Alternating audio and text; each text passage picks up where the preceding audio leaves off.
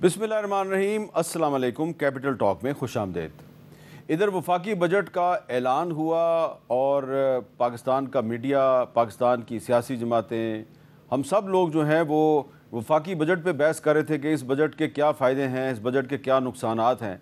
लेकिन खैबर पख्तूनख्वा के जो वज़ीर आला हैं अली मीन गंडापुर साहब, वो इस्लामाबाद आए और इस्लामाबाद आकर उन्होंने एक ऐसी बात की है कि अब हम सब लोग जो हैं वो सोच रहे हैं कि ये बजट पे तवज्जो दें या अली मीन गंडापुर साहब पे तवज्जो दें। क्यों हम ये सोचने पे मजबूर हो गए हैं, ज़रा एग्जैक्टली सुने कि गंडापुर साहब ने कहा क्या है। तहरीक हम शुरू करके दोबारा सड़कों पे आकर आईनी तौर पे अपना हक लेंगे। इस तहरीक के अंदर आर या पार होगा। इस प्लान मैंने बताना भी नहीं है, प्लान बताए बगैर हमने अपने कार्रवाई करनी है। अब मैं इस पहाड़ से आऊँ, मैं उस पहाड़ से आऊँ, मैं कोई खंदक खोदूं, मैं कोई सुरंग खोदूं, ताकि इनको पता ही ना हो मैं कहाँ से आ रहा हूँ। तो फिर रिपीट कर रहा हूँ, चला देना। इस दफा हम हथियार लेके आएंगे। मेरे मजहब ने इजाजत दी है कि मैं अपना डिफेंस करूंगा। मेरे पैसों पे खरीदी हुई गोली अगर मेरे सीने में मारी जाएगी तो फिर जो मैं अपने पैसों से गोली खरीदता हूँ, मैं हक रखता हूँ कि ऐसे बंदे को मैं भी गोली सीने में मारूं। अब ये जो अली मीन गंडापुर साहब जो हैं वो एक बहुत ही ज़िम्मेदार शख्सियत हैं, एक सूबे के चीफ एग्जीक्यूटिव हैं, चीफ मिनिस्टर हैं। तो उन्होंने बजट के पेश होने के बिल्कुल अगले दिन जो गुफ्तगू की है, जो बात कर रही है, वो क्या कह रहे हैं कि हम एक तहरीक शुरू करेंगे और हम ये नहीं बताएंगे कि हम तहरीक कब शुरू करेंगे, और हम अब इस्लामाबाद आएंगे और हम हथियार लेके आएंगे, और एक जगह पे उन्होंने कहा कि हम भी ठोकेंगे और अगर हम पे गोली चलेगी तो हम भी उस पे जवाब में हम भी गोली चलाएंगे। तो क्या अपोजिशन जो है वो अब ये समझती है कि जो बजट आया है, इस बजट से फ़ायदा उठा के वो कुछ तहरीक चलाएंगे, और तहरीक भी वो पुरअमन सियासी तहरीक नहीं चलाएंगे, बंदूकों वाली तहरीक चलाएंगे। तो इस पर गुफ्तगू के लिए हमारे साथ मौजूद हैं अताउल्लाह तारड़ साहब, वफाकी वज़ीर इत्तलात।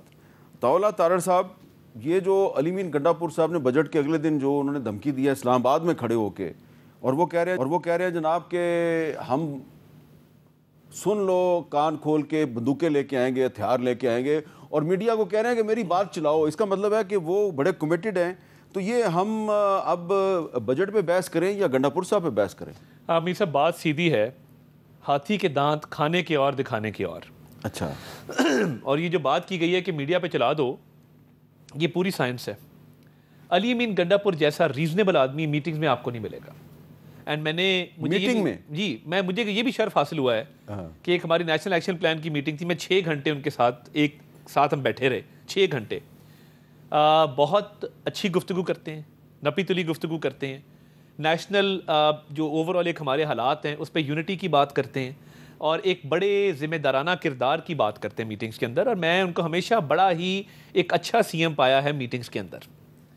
कमरा बंद। अब ये जो बात की ना, इसको चला दो, ये सिग्नल है, ये वो सिग्नल है कि ये बात मैं चाहता हूँ कि हमारे जो सपोर्टर्स हैं पीटीआई के, या मेरा बानी जो जेल में बैठा है, ये बात उस तक पहुंचे कि मैंने यहाँ पे बड़ा जारहाना अंदाज अपना लिया है और मैंने आखिरी अल्टीमेटम दे दिया है, मैं असला लेके आ रहा हूँ। क्योंकि देखिए, सियासतदान है ना, आफ्टर ऑल एक कॉन्स्टिट्यूएंसी है, वो डिसअपॉइंटेड है, वो डाउन एंड आउट है, उनकी तहरीकें नाकाम हो चुकी हैं, पॉलिटिकल नैरेटिव सेल करने को है नहीं, उनका बानी भी जो ट्वीटें कर रहा है लोग उस पर तवज्जो ही नहीं दे रहे हैं। एक पाकिस्तान जंग जीता है अल्हम्दुलिल्लाह, बैन अल-अक़वामी सतह पे पाकिस्तान को पसीराई मिली है, सब पासपोर्ट की इज्जत हो रही है, लोग आज भी एक जुबिलेशन मोड के अंदर हैं। उसके बाद देखिए बजट आया है, ये पिछले कई सालों का एक बेहतरीन बजट है।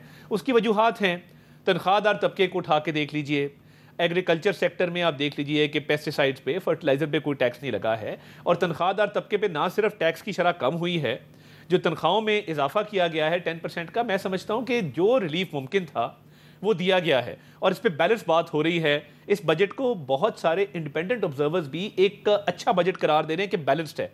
गंडापुर साहब ने एक बयान दिया था कि जहाँ पे रिश्वतखोर देखो ईंट मार के उसके सर फाड़ दो, और अगर मर जाए तो उसके घर वालों को जाके कहना कि हमने इसको जन्म की आग से बचा ली। देखिए, ये पॉलिटिकल स्टेटमेंट्स और गिमिक्स, ये हमारी पॉलिटिक्स का पार्ट बन चुका है। और ये असला लेके आऊँगा, छोड़ूंगा नहीं, मार दूंगा, ये हम कई बार सुन चुके, और ये उनकी इलेक्ट्रेट के लिए, कॉन्स्टिट्यूएंसी के लिए, पॉलिटिकल सपोर्टर्स के लिए बहुत अच्छा है।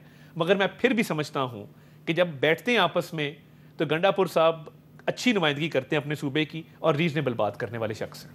ये तो अब आपकी जो गुफ्तगू है उससे ये लग रहा है कि आपको वो अली मीन गंडापुर बहुत अच्छा लगता है जो बंद कमरे में نیشنل یونٹی کی بات کر رہا ہے, بڑی ریزنیبل باتیں کرتا ہے, اور جو گنڈا پور باہر سڑک پہ کھڑے ہو کے میڈیا کے سامنے جو بات اسٹیٹمنٹ دیتا ہے وہ اسٹیٹمنٹ کچھ اور ہوتی ہے. تو یہ جو انہوں نے بتایا کہ ہم اب تحریک چلانے لگے ہیں اور ہم بندوقیں لے کے آئیں گے, آپ کے خیال میں یہ کچھ نہیں کریں گے؟ دیکھیے تحریک کا اس وقت مجھے نہیں لگتا ماحول ہے. تحریک کے لیے آپ کو ایک کور ایشو چاہیے ہوتا ہے. اس وقت اگر آپ سرویز دیکھیں, آپ گیلپ کے سروے سے شروع ہو جائیں, آپ کے ہی چینل پہ اپساس کا سروے بھی چلا, تو اس سروے کے اندر اگر آپ دیکھیں تو لوگوں کے اندر جو ایک جذبہ حب الوطنی پایا جاتا ہے, جو ایک اینٹی اسٹیٹ اینٹی اسٹیبلشمنٹ بیانیہ پروان چڑھایا جا رہا تھا, وہ تو اس وقت ڈیسیمیٹ ہو گیا. اور دیکھیے جب جنگ کی باری آئی, پاکستان کی جو عسکری برتری ہے وہ دنیا پہ واضح ہو گئی. اس خطے کے اندر ہمیشہ مودی سمجھا جاتا تھا یہ بڑا تھانے دار ہے, ایک رائزنگ انڈیا کا نوشن کریٹ کیا ہوا تھا, ایک پرسیپشن کریٹ کیا ہوا تھا, بلی تھا ریجن کے اندر.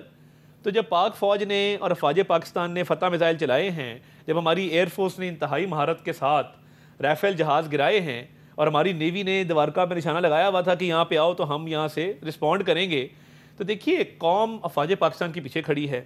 اور میں تو اپوزیشن کو کل بھی اسمبلی کے اندر کہہ رہا تھا, میر صاحب پورے جنگ کے اندر اپوزیشن گورنمنٹ ایک تھی. میرے جیسے شخص نے فلور آف دا ہاؤس کھڑے ہو کے جو اپوزیشن ہم نے بڑی بری کاٹی ہوئی ان کی, ہم نے کہا کہ تمام سیاسی لیڈرز ملک کے اچھے ہیں, جنگ لڑ لیں آپس میں بعد میں لڑ دیں گے. میرا ماننا یہ ہے کہ جو ایک یونٹی شو کی گئی, اب ٹائم ہے کہ اکانومی کے فرنٹ کے اوپر یونٹی شو کی جائے. گنڈا پور صاحب آئیں بیٹھیں, آئے ڈیم بناتے ہیں اس ملک کے اندر. وہ والا ڈیم نہیں جو پہلے کسی نے بنانے کی کوشش کی تھی. وہ نہیں, یہ بتائیں, یہ گنڈا پور صاحب نے پچھلے دنوں ایک بند کمرہ اجلاس میں ایک ڈیم کی بات کی ہے, وہ کون سا ڈیم تھا؟ دیکھیں انہوں نے ایک تو ان کا ویو ہے کالا باغ ڈیم کے حوالے سے, گنڈا پور صاحب کا. انہوں نے کہا کالا باغ ڈیم بننا چاہیے, انہوں نے کہا, مگر انہوں نے ساتھ یہ بھی کہا کہ میں یہ سمجھتا ہوں کہ ہر صوبے کو اپنے اپنے ڈیم بنانے چاہیے, وفاق کے ساتھ بے شک مل کے بنائیں, اور پانی کے ریسورس کو سٹور کرنا اس وقت بہت ضروری ہے. پانی ہماری لائف لائن ہے. اور آپ موجود تھے, وزیر اعظم شہباز شریف صاحب نے پچھلے دنوں ایک بریفنگ میں یہ کہا کہ میں ڈیم بنانے کا حامی ہوں, لیکن کالا باغ ڈیم کنسنسس کے بغیر نہیں بننا چاہیے. دیکھیں انہوں نے یہ کہا کہ کوئی بھی ایسا ڈیم جو کنٹروورشل ہے اس کی طرف ہمیں نہیں جانا, ڈیم بننے چاہیے not at the cost of national unity. یہ ان کے ایگزیکٹ الفاظ تھے. تو میں یہ سمجھتا ہوں کہ دیکھیے بڑا پوٹینشیل ہے, دیامر بھاشا پہ کام ہو رہا ہے, محمد ڈیم ہے کے پی کے اندر, پنجاب کے اندر, سندھ کے اندر, بلوچستان کے اندر ڈیم میں بڑا پوٹینشیل ہے. تو گنڈا پور صاحب آئیں, اکانومی کو بہتر کیسے کرنا ہے, ابھی ہم نے بیٹھ کے باقی اجلاس کرنے ہیں واٹر سٹوریج کے اوپر, این ایف سی کے معاملات کے اوپر, بہت ساری باتیں ہیں جو وفاق نے صوبوں کے ساتھ مل کے کرنی ہے. اور ایک جو اڑان پاکستان ہے اس پہ اب توجہ دیں, اپوزیشن ساتھ بیٹھے گی تو میں سمجھتا ہوں کہ ایک بہترین طریقے سے اکنامک ایجنڈا جو ہے وہ امپلیمنٹ ہوگا اس ملک. اچھا, آپ اکنامک ایجنڈے کی بات کریں تو ظاہری بات ہے پھر بجٹ پہ بھی بات کر لیتے ہیں. ہم جناب عطا اللہ تارڑ صاحب کو وزیر اعظم شہباز شریف صاحب کا ایک پچھلے سال کا بیان سنوانا چاہتے ہیں, اور یہ بیان جو ہے اس میں انہوں نے یہ کہا تھا کہ solar is the name of the game. سنیں وزیر اعظم صاحب نے کیا کہا تھا. Solar is the name of the game. میں نے منسٹری آف پاور کو کہہ دیا ہے, مجھے آپ کوئی اور راستہ نہ بتائیں. میں جناب سردار اویس لغاری صاحب کی خدمت میں عرض کرنا چاہتا ہوں, solar is the name of the game period. اس کے علاوہ اور کوئی چیز نہیں. جو شمسی توانائی ہے وہ بالکل کریں گے انشاءاللہ. ہمیں سولر اور ونڈ کی طرف جانا پڑے گا, وقت لگے گا, مگر اس طرف ہم قدم بڑھائیں گے تو اگلے 5 سال میں 10 سال میں ہم وہاں پہنچ جائیں گے انشاءاللہ. پوری اسکیم ہم بنائیں کہ گھروں میں مینڈیٹری آپ لائیں, اپنے سولر پینل لگائیں گھروں میں. تارڑ صاحب, سوال میرا یہ ہے کہ وزیر اعظم شہباز شریف صاحب تو یہ کہتے تھے کہ solar is the name of the game اور ہر گھر میں سولر پینل لگنے چاہیے, لیکن اس بجٹ میں آپ نے جو سولر پینل جو آتے ہیں امپورٹ کیے جاتے ہیں ان پر آپ نے 18% ڈیوٹی عائد کر دی ہے, اور صاف نظر آ رہا ہے کہ مقصد یہ ہے کہ لوگ سولر کی طرف نہ جائیں اور جو مہنگی بجلی ڈسکوز بنا رہے ہیں وہ خریدیں. نہیں, قطعاً نہیں. ہاں, یہ بڑا اچھا سٹیپ لیا گیا. کیوں؟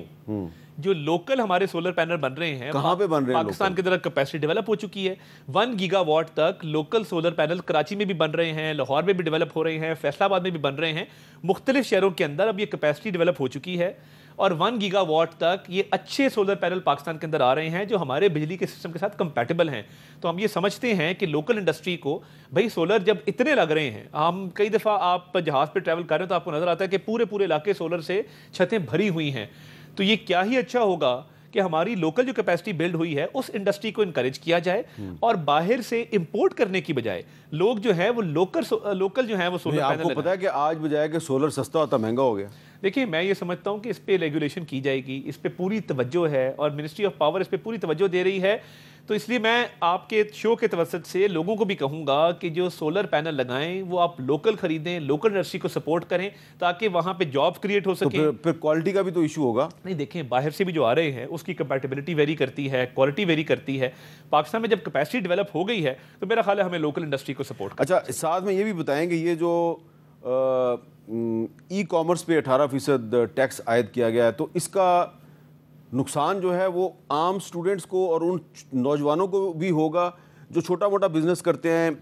دیکھیے اس کی آبویسلی آگے جب لمٹس طے ہوں گی تو اس کے اندر عام جو صارف ہے اس کو اس کا قطعاً نقصان نہیں ہوگا. اور دیکھیے ایک پاکستان اب کیش لیس اکانومی کی طرف جا رہا ہے، اس کے اندر مزید انسینٹیو بھی دیے گئے ہیں کہ پاکستان کو کیش لیس اکانومی بنانے کے لیے اس کو مزید انسینٹیوائز کیا جائے، لوگوں کو انکریج کیا جائے. تو آبویسلی جو بڑے بڑے آرڈرز پلیس ہوتے ہیں، بڑی فرمز ہیں، کمپنیز ہیں، ان کو آبویسلی اس پہ زیادہ ٹیکس دینا پڑے گا، بٹ انڈیویجول کسٹمرز کے اوپر اس کا وہ امپیکٹ. لیکن میرے پاس یہ وزیر خزانہ صاحب کی تقریر ہے جو انہوں نے کل قومی اسمبلی میں کیا ہے. اس تقریر کے صفحہ نمبر 40 پہ صاف لکھا ہوا ہے کہ یہ آن لائن کاروبار جو ہے اس پر اس لیے ہم ٹیکس لگا رہے ہیں کہ ریٹیلرز کو نقصان ہو رہا تھا، تو ریٹیلرز کو نقصان سے بچانے کے لیے کیا گیا ہے اور ریٹیلرز پر کوئی نیا ٹیکس عائد نہیں کیا گیا اس نئے بجٹ میں. دیکھیے جو فائلرز اور نان فائلرز کا فرق ہے، سب سے پہلا ٹارگٹ اس گورنمنٹ کا یہ تھا کہ ریٹیلرز کو ٹیکس نیٹ کے اندر لایا جائے. اینڈ اس دفعہ پچھلے مالی سال کے اندر جو فائلرز ہیں ان کی تعداد میں کئی گنا زیادہ اضافہ ہوا ہے. 2 گنا ہوا ہے صرف. نہیں میں کہتا ہوں یہ پہلے تو کبھی ہوا ہی نہیں تھا نا. یہ اسٹرکچرل ریفارمز لائے جا رہے ہیں FBR کے تحت، وہ پہلے کبھی نہیں لائے گئے تھے. ٹیکنالوجی کا یوز ہے. اور اب مجھے یہ بتائیے، دیکھیں جو نان فائلر ہے وہ گاڑی نہیں خرید سکے گا، وہ بینک سے لون نہیں لے سکے گا، اس کے اوپر کئی پابندیاں عائد کر دی گئی ہیں. تو میں یہ سمجھتا ہوں کہ ریٹیلرز پہلے سے زیادہ ٹیکس نیٹ کے اندر آئے ہیں. اس کا طریقہ کار یہ ہونا چاہیے کہ پہلے ٹیکس بیس کو براڈن کیا جائے، اس کے بعد اس کی امپلیمنٹیشن کی طرف جایا جائے. اچھا اب کچھ اپوزیشن لیڈر عمر ایوب صاحب جو ہیں ان کے بھی اعتراضات سن لیتے ہیں. یقیناً تارڑ صاحب اس کا بھی جواب دے دیں گے. سنیں جی عمر ایوب صاحب نے کیا اعتراض کیا بجٹ پہ. انہوں نے بجٹ پہ رکھا ہے کہ جی پاکستان میں دودھ اور شہد کی نہریں بہیں گی. بھائی یہاں پہ حال دیکھ لو، وزیر اعظم ہاؤس کا بجٹ کتنے سے بڑھ گیا؟ 17%. پریزیڈنٹ ہاؤس کا بجٹ 9%. اسپیکر اور چیئرمین سینٹ نے اپنی تنخواہوں میں 6 گنا اضافہ کر دیا ہے. 2.5 لاکھ سے اٹھا کے 14 لاکھ چلے گئے. اپنے لیے دودھ ندیاں بہا دی ہیں اور جو ملازمین ہیں ان کا گلا گھونٹ. سمبولک اگر جیسچر ہوتا، اگر پریزیڈنٹ ہاؤس اور پرائم منسٹر ہاؤس کے اخراجات میں بھی کمی ہو جاتی، ان میں اضافہ ہو. میں یہ سمجھتا ہوں کہ جب فورن ہیڈ آف اسٹیٹس آتے ہیں فار ایگزامپل، تو ہم انہیں کہاں ہوسٹ کرتے ہیں؟ پاکستان کی عزت ہے نا. اب پریزیڈنٹ آف ٹرکی آئے ہیں، اس کے کچھ انتظامات کرنے ہوں گے، اس کے کچھ لوازمات ہیں. پاکستان کی اسٹیٹ کا ایک امیج ہے، ہم ایک جنگ جیتے ہیں، ہم ایک نیوکلیئر پاور ہیں، پاکستان کی ایک عزت ہے دنیا کے اندر. تو جب فورن ہیڈ آف اسٹیٹس آتے ہیں یا انٹرنیشنل ایونٹس ہوتے ہیں، جیسے پچھلی دفعہ شنگھائی تعاون تنظیم کا ایونٹ ہوا، تو آبویسلی ان ساروں کے لیے کچھ اخراجات ہوتے ہیں. اور میں سمجھتا ہوں بڑی نامنل سا یہ انکریز ہے جس کے تحت یہ سارے ایونٹس اب پاسبل ہو سکیں گے. تو اس کی کئی جسٹیفیکیشن اور کئی وجوہات ہیں جس بنا پہ یہ کیا جاتا ہے. اور دیکھیے میں یہ سمجھتا ہوں کہ جہاں پہ 10% انکریز سیلریز میں کیا گیا ہے، تنخواہ دار طبقے کی وہ کم کی گئی ہے جو ٹیکس کی شرح تھی، اور وہ بڑی اس میں ریڈیکل جو ہے وہ ریڈیوس اس کو کیا گیا ہے.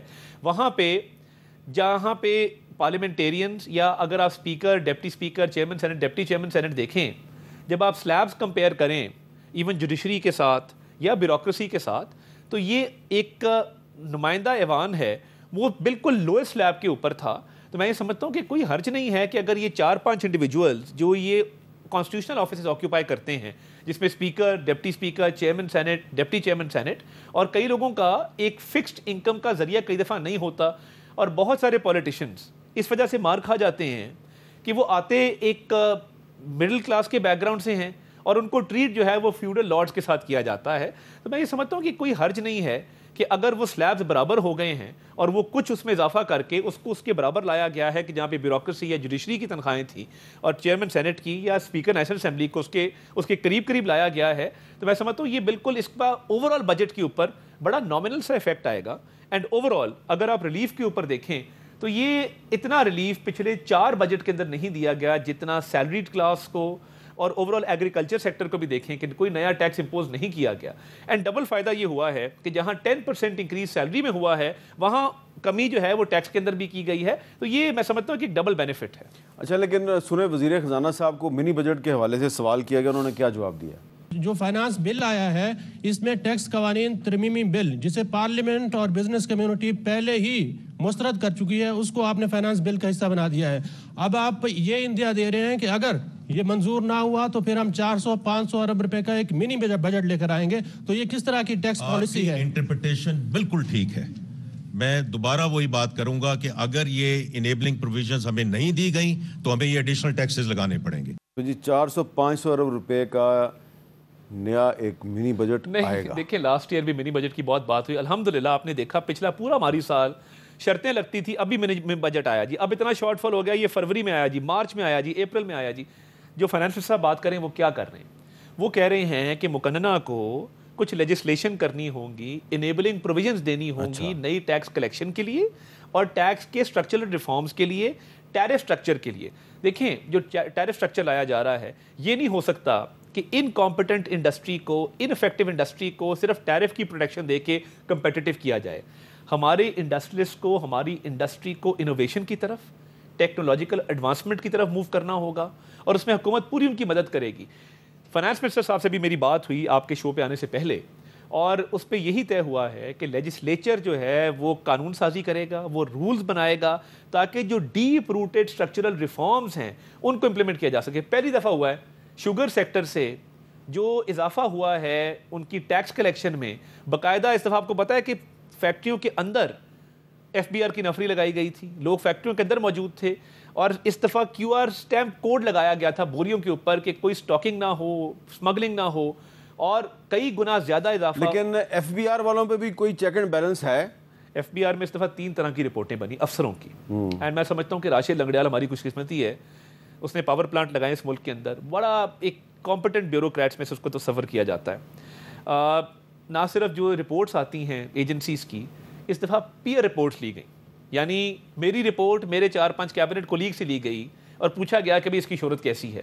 تو 4-5 طرح کی رپورٹس, نہ صرف جو ادارے ہیں انہوں نے اپنی رپورٹس دیں. لیکن میں آپ کو بتا رہا ہوں, میں ثبوت بھی دے سکتا ہوں کہ ایف بی آر سے کالیں کی جاتی ہیں ٹی وی اینکرز کو کہ جناب یہ ایف بی آر میں یہ کام غلط ہو گیا, یہ کام غلط ہو گیا, ذرا پروگرام تو کر دیں. اس کی وجہ ہے, اس کی وجہ ہے ایف بی آر کے اندر اس وقت بہت سارے ایسے لوگوں کو سائڈ لائن کیا گیا ہے جو پچھلے 20-25 سال سے پرائز پوسٹنگ پہ بیٹھے تھے اور جو حق سمجھتے تھے کہ یہ تھوڑا بہت کمیشن لینا تو ہمارا حق ہے. اب ایف بی آر کے اندر جو لابیز موجود ہیں اس میں ایسے افسر جو سائڈ لائنڈ ہیں وہ آج کل وی لاگس دن رات کرانے, ہمیں نام پتہ ہے ان لوگوں کے, ہمیں پتہ ہے وہ کون لوگ ہیں جو وی لاگس کرانے, مگر میں ان آنےسٹ آفیسر وی لاگز کے میں بات ہی نہیں کر رہا, میں تو ریگولر ٹی وی شوز کی بات کر رہا ہوں. وی لاگس پہ کیونکہ سیچوریٹ ہوگی نا مارکیٹ. اور آپ کے چیئرمین ایف بی آر صاحب کا نام لیا جاتا ہے کہ جی چیئرمین ایف بی آر نے کہا ہے کہ آپ کو فون کر کے کہیں کہ آپ ایڈوانس ٹیکس کیوں نہیں دے رہے. جب ان کو بتایا جاتا ہے کہ سیلریڈ کلاس پہ ایڈوانس ٹیکس نہیں لگتا تو فون بند ہو جاتا ہے. دیکھیں میں اس کا مطلب ہے ایف بی آر میں پرابلم ہے. نہیں, ایف بی آر میں دیکھیں میں بالکل یہ کلیم نہیں کروں گا کہ ایف بی آر کا سسٹم پرفیکٹ ہے, مگر پچھلے 1 سال میں جو ٹیکنالوجی لائی گئی ہے, میں نے آپ کو شوگر سیکٹر کی اگزامپل دی, اب ٹوبیکو سیکٹر ہے, ٹوبیکو سیکٹر کے اندر میر صاحب مجھے ابھی کچھ بندہ بتا رہا تھا 2 کمپنیاں ہیں جو انٹرنیشنلی نوڈ کمپنی ہیں, وہ ٹیکس جمع کراتی ہیں, باقی 600 ارب کا ٹیکس ایویژن ہوتی ہے. وہ ساری ان رجسٹرڈ کمپنی ہیں, کچھ کے پی کے اندر ہیں, کچھ آزاد کشمیر میں, کچھ باقی جگہوں کے اوپر ہیں. وہ کاؤنٹر فٹ سگریٹ بن رہے ہیں اور 600 بلین کی روز ہم اشتہار دیکھتے ہیں, وہ بہترین پاکستان والے دیتے ہیں بیچارے کہ جی ٹیکس ان سے کلیکٹ کریں. تو دیکھیں وہ سیمنٹ انڈسٹری ہو, وہ مشروبات کی انڈسٹری ہو, وہ شوگر کی انڈسٹری ہو, وہ ٹوبیکو کی, اب ٹیکنالوجی ایسی ٹیکنالوجیکل ایڈوانسمنٹ لائی جا رہی ہے کہ ٹیکس ایویژن انسانی طور پہ ممکن نہیں ہوگی. اے آئی مشین بتائے گی کہ جی یہ اتنی ٹیکس ایویژن ہو رہی ہے. اور اس دفعہ جو ہاپر سسٹم لگا اور وہاں پہ باقاعدہ کیو آر سٹیمپ لگا شوگر میں, آپ دیکھ لیں ٹیکس کی شرح میں اتنا اضافہ ہوا ہے کہ شوگر انڈسٹری سے باقاعدہ طور پہ ٹیکس زیادہ کلیکٹ کیا گیا. اور جو کہا جا رہا تھا ابھی شارٹیج ہوگی جی, قیمتیں اوپر جائیں گی, وزیر اعظم نے آپ کو پتہ ہے انہوں نے ٹاسک فورس بنائی, قیمتیں اوپر نہیں جانے دیں, پھر اس کے بعد نہ ہی شارٹیج کی منی بجٹ نہیں آ رہا. منی بجٹ انشاءاللہ تعالیٰ کسی صورت نہیں آئے گا, لاسٹ ایئر بھی نہیں آیا تھا, اب بھی نہیں آئے گا. یہ جو بات کی جا رہی ہے یہ 400-500 ارب یہ کلیکٹ کیا جائے گا تھرو انیبلنگ پروویژنز اور لیجسلیشن. اور آخری بات, منی بجٹ بھی نہیں آ رہا اور علی مین گنڈا پور ہتھیار اٹھا کے اسلام آباد کی طرف بھی نہیں آ رہا. دیکھیں علی امین گنڈا پور کو کہوں گا کہ کتابیں اٹھا کے اسلام آباد آئے. اچھا کتابیں لائے کہ ڈیم کیسے بنانے ہیں, کتابیں لائے کہ اکانومی کو کیسے آگے لے کے چلنا ہے, کتابیں لائے کہ جو میری KPK کی دھرتی پریشیس سٹونز اور جیمز پروڈیوس کرتی ہے اس کو میں نے ایکسپورٹ کر کے بلینز آف ڈالرز کا زر مبادلہ کیسے کمانا ہے, میں ہار لے کے یہاں ڈی چوک میں اس کو ویلکم کروں گا. بہت بہت شکریہ عطا اللہ تارڑ صاحب, ہمارے سے بات کر رہے تھے. اور ایک بریک کے بعد اب ہم آپ کی ملاقات ایک ایسی شخصیت سے کرائیں گے جو کہ ایک غیر ملکی کمپنی میں ماہانہ کروڑوں روپے کی تنخواہ لیتے تھے, لیکن انہوں نے وہ نوکری چھوڑ دیا اور وہ حکومت کا حصہ بن گئے ہیں اور حکومت کو ایڈوائز کر رہے ہیں کہ پاکستان کی اکانومی کو ترقی کیسے دینی ہے, وہ کامیاب ہو سکیں گے نہیں ہو سکیں گے, انہی سے پوچھیں گے وقفے کے بعد.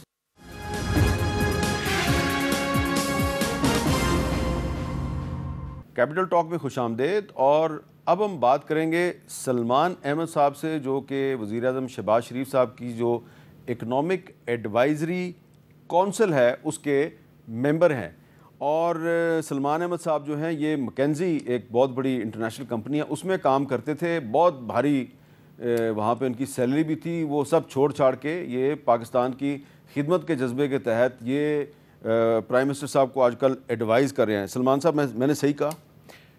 جی تھینک یو ویری مچ. اچھا, اب یہ تو میں نے اپنے ناظرین کو بتا دیا کہ آپ پاکستان کی خدمت کرنے کے جذبے کے تحت ایک بہت آپ نے بھاری تنخواہ چھوڑی ہے, جو کہ بہت سے لوگوں کے وہم و گمان میں بھی نہیں ہوگی. شاید میں اندازے سے بتاؤں تو وہ یقین بھی نہ کریں کہ آپ اتنی زیادہ تنخواہ لیتے تھے. آپ مجھے شرمندہ کر رہے ہیں. لیکن میں اس لیے کہ بہت کم لوگ جو ہیں وہ پاکستان کی خدمت کے جذبے کے تحت اتنی بڑی قربانی دیتے ہیں. اب میں آپ سے جاننا یہ چاہتا ہوں کہ آپ حکومت سے کوئی تنخواہ بھی نہیں لے رہے اور حکومت کو ایڈوائز بھی کر رہے ہیں, اور آپ کافی عرصے سے کچھ کام کر رہے ہیں رائٹ سائزنگ پر. اچھا, رائٹ سائزنگ جو ہے اس کے بارے میں ایک عام تاثر جو ہے وہ بڑا نیگیٹو ہے کہ جی یہ لوگوں کو نوکریوں سے نکالنے کا کوئی منصوبہ ہے. تو آپ جو رائٹ سائزنگ کر رہے ہیں وہ کیا ہے؟ تھینک یو حامد صاحب, very kind of you. Hamid صاحب, ایسا ہے کہ میں رائٹ سائزنگ کو تھوڑا سا ڈسکرائب کر دیتا ہوں, پھر میں نے ایک چارٹ ہے وہ تھوڑا ضمن میں لانے کے لیے ڈسکشن کو وہ دکھائیں گے.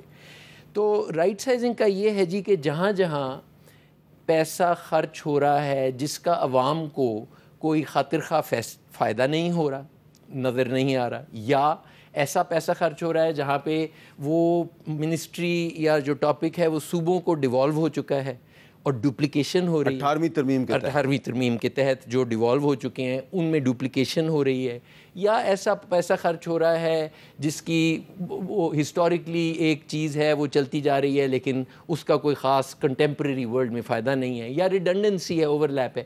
اس طرح کے لائن بائی لائن جا کے دیکھیں ہماری 39 منسٹریز اس وقت آفٹر مرجر وغیرہ, تو 39 منسٹریز میں 450 کے قریب ڈپارٹمنٹ ہیں. اور 450 ڈپارٹمنٹ میں سے اس وقت تک ہم اس میں سے 32 منسٹریز اور تقریباً 350 ڈپارٹمنٹس جو ہیں وہ لائن بائی لائن جا کے ان کی ریکمنڈیشنز فریم کر کے, اور وہ اب کیبنٹ کو جاتی ہیں, کیبنٹ ان کو ریٹیفائی کرتی ہے. یہ جو کل وزیر اعظم وزیر خزانہ اورنگزیب صاحب نے اعلان کیا رائٹ سائزنگ کا, جی, تو یہ وہی کام ہے؟ یہ وہی کام ہے جی. وہ اس کمیٹی کو ہیڈ کرتے ہیں.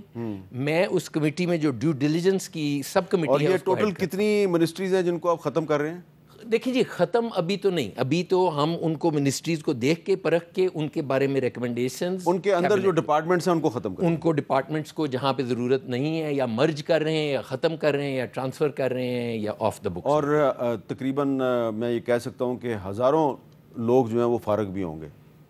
دیکھیں فارغ تو فارغ کا ورڈ جو ہے بڑا گمبھیر ہے. جی, تو فارغ یعنی کہ وہ لوگ جو حکومت کے کسی کام کے نہیں ہیں ان کو خدا حافظ کہہ دیا جائے گا. حکومت کچھ نہیں ہوتا. جو عوام کے ٹیکس کے اوپر, دیکھیں عوام کے اوپر ٹیکس کا اس وقت بہت بوجھ ہے, اور اس کو ہمارا فرض ہے کہ اس کو ہم دیکھیں کہ کوئی پیسہ خرچ نہ غلط نہ ہو. رائٹ سائزنگ سے عوام پہ ٹیکس کا بوجھ کم ہونا چاہیے, اور جو بچے گا ادھر سے وہ ہم چاہتے ہیں ایٹ لیسٹ. تو ذرا بتائیں گے کہ یہ کیا آپ کا کانسیپٹ ہے کیا ایکچولی؟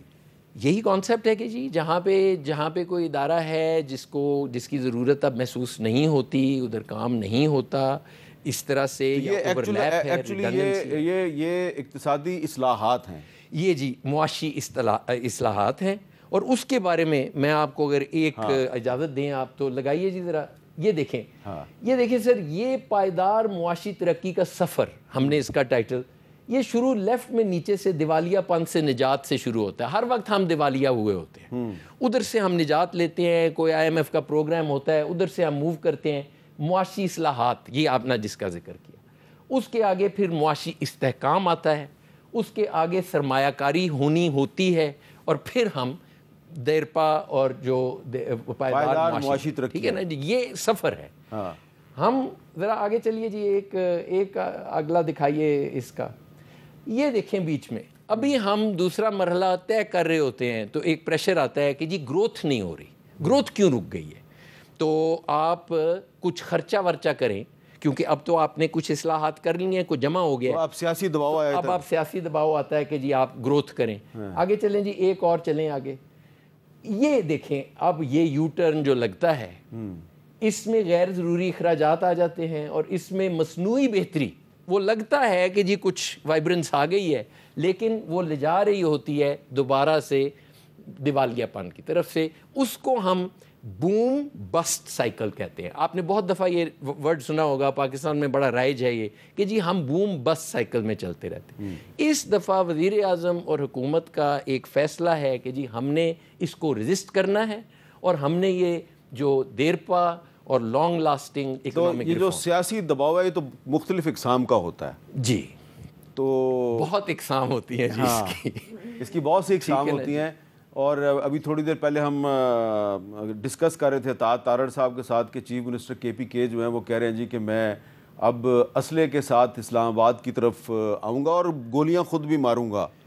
تو اس طرح کا دباؤ بھی ہو سکتا ہے. خدا نہ خواستہ جی, یہ تو سیاسی دباؤ سے اوپر ہے پھر. لیکن میں تو سیاسی دباؤ کی بات کر رہا تھا کہ ایک ہوتی ہے کہ ایک جس کو بیکلی کہہ لیں کہ جی گروتھ ہونی چاہیے, کچھ فائدہ ہونا چاہیے. اچھا, یہ دنیا میں کہاں پہ یہ ماڈل جو ہے اس پہ امپلیمنٹیشن ہو رہی ہے جس کا آپ ذکر کر رہے ہیں؟ دیکھیں, یہ جو رائٹ سائزنگ ہو رہی ہے, دو جگہ تو بڑی فیمس ہو رہی ہے. ایک ارجنٹینا میں, حویر ملی جو پریزیڈنٹ آف ارجنٹینا ہیں, انہوں نے اس ماڈل کو لے کے کیا ہے کہ جی ہم نے اکانومی کو کھولنا ہے, اور ہم نے اس کے اوپر سے یہ جو بار ہے یہ ہٹانا ہے تاکہ اکانومی خود اپنی وائبرنس کی طرف, اور انہوں نے بہت ریفارم اور ریسٹرکچرنگ کی ہے.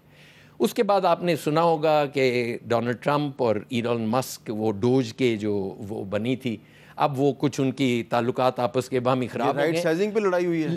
نہیں جی, وہ لڑائی ان کی کچھ پرسنل ہے, لیکن رائٹ سائزنگ اس کا چارٹر تھا. اچھا, لیکن وہ چلتا جائے گا, وہ رکے گا نہیں, کیونکہ وہاں پہ بھی وہ کہتے ہیں کہ جی ہمارے پاس سینکڑوں نہیں بلکہ لاکھوں کے لوگ, تو کہاں وہ ٹیکس کا پیسہ جو ہے وہ کس چیز پہ خرچ ہو رہا ہے. ہم اکاؤنٹیبل ہیں جی ایک پیسے کے, کہ ٹیکس کا پیسہ ضائع نہیں ہونا چاہیے. وہ بڑے خون پسینے کی کمائی ہوتی ہے ٹیکس پیئر کی. بالکل ٹھیک ہے, we owe that to the taxpayer. اور یہ تیسرا ملک پاکستان ہوگا. دیکھیں, ہم اس کے اوپر بڑی ایک تقریباً سال ہو گیا اس پروسیس کو چلتے ہوئے. جو ریکمنڈیشنز ہیں وہ کیبنٹ کے پاس ہیں, اور وہ ریٹیفائی ہو, ریکمنڈیشنز دے دی ہیں کیبنٹ, وہ 10 منسٹریز کی چلی گئی ہیں. اب ہم ہر کوئی 4 ہفتے میں 5 یا 4 منسٹریز کی ریکمنڈیشنز بھیج دیتے ہیں. تو 10 منسٹریز کی ریکمنڈیشن گئی ہے کہ یہ 10 منسٹریز کو ڈیوالو کر دیں. نہیں جی, اس میں سے کچھ چیزیں, کچھ ڈپارٹمنٹس بند ہو جائیں گے, کچھ ڈپارٹمنٹس سکڑ جائیں گے, کچھ ڈپارٹمنٹس جو ہیں ان کی ضرورت نہیں ہے, کچھ ڈپارٹمنٹس جو ہیں ٹرانسفر ہو جائیں گے. اس طرح سے کوئی آپ ایگزامپل دیں گے, کوئی مثال کے طور پہ کوئی ایک بڑا ڈپارٹمنٹ جو آپ کے خیال میں جس کی کوئی ضرورت نہیں ہے, فیڈریشن میں کوئی ضرورت نہیں ہے؟ سر یہ تو دیکھیں, یہ اب پبلک ایک فورم ہے, اس کے اندر آپ کہہ دیں, آپ کو پتہ ہے یہ ہر ایک چیز جو ہے بڑی سینسٹیو ہے, آپ پھنس جائیں گے جی. تو وہ پھر اس طرح نہ ہونا کہ وہ پہلے ہی. میں پھر ایک بریک لے لیتا ہوں جی, بریک کے بعد دوبارہ ملتے ہیں.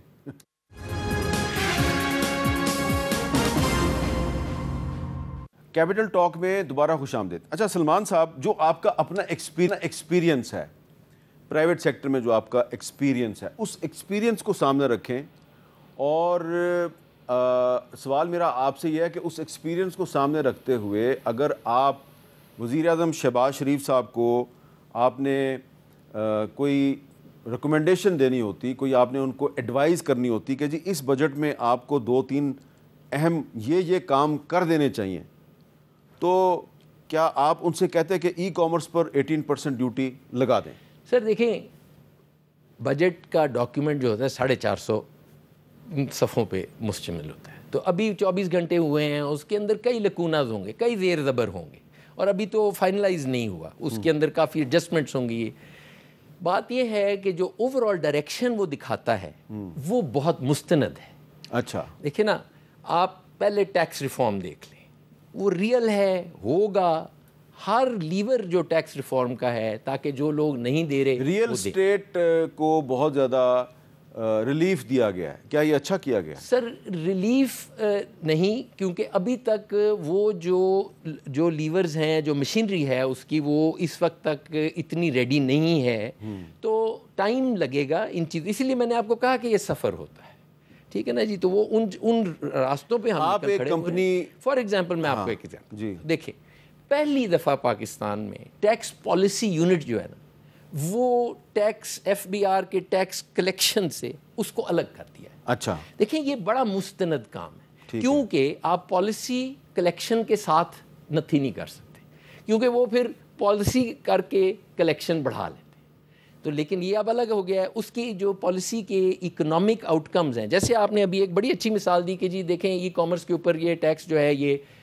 مثبت ہے، اچھا ہے کہ نہیں ہے، یہ جو ڈبیٹس ہیں یہ پالیسی یونٹ میں ہوں گی، پالیسی یونٹ میں ان کی اکنامک آؤٹ کمز کو کیلکولیٹ کیا جائے گا، اور جو ملک کے لیے بہتر ہوگا وہ ہر چیز ایک بیلنس اور ججمنٹ بہت سے ہوتی ہے۔ اکنامک ایکسپرٹس یہ کہتے ہیں کہ جی جو ریئل اسٹیٹ کا جو بزنس ہے جی اس میں آپ کی انڈسٹری جو ہے وہ تو فروغ نہیں پاتی، امپلائمنٹ بھی پیدا نہیں ہوتی، تو یہ یہاں پہ جا کے جو پیسہ ہے وہ پارک ہو جاتا ہے، اس میں کوئی شک نہیں۔ تو پھر اس کو اگر آپ ریلیف دے رہے ہیں تو اس کا تو بالکل سر دیکھیں، ایک خاص جو کمیونٹی ہے اس کو فائدہ پہنچا رہے ہیں آپ۔ سر دیکھیں ریلیف اگین میں اس کی جو شقاق ہیں جو اسپیسیفکلی اس کے اوپر ہیں، میں اسٹڈی کر کے اس کے اوپر we can have a discussion, لیکن پہلی دفعہ یہ جو کئی چیزیں ہوئی ہیں، فار ایگزامپل اب یہ ہے کہ نہ دہندگان جو ہیں وہ گاڑی اور پلاٹ نہیں خرید سکتے، that in itself is a deflator, ٹھیک ہے نا جی۔ وہ وہاں پہ جو پارکنگ بنی ہوئی ہے